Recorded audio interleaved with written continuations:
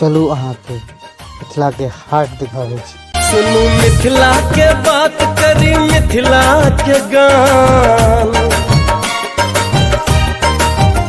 सुनू मिथिला के बात करी मिथिला के गान। एत मंडन आची के गाम छै, एतहि एल महेश धरी उगना के भेष। अपन मिथिला के गाथा महान छै, एतहि एल महेश धरी उगना के भेष। अपन मिथिला के गाथा महान छै।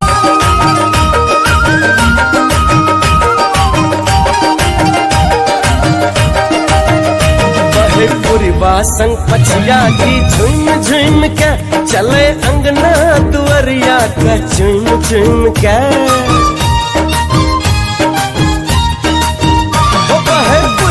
संग पछिया की झुम झुम के चले अंगना दुआरिया के झुम झुम के।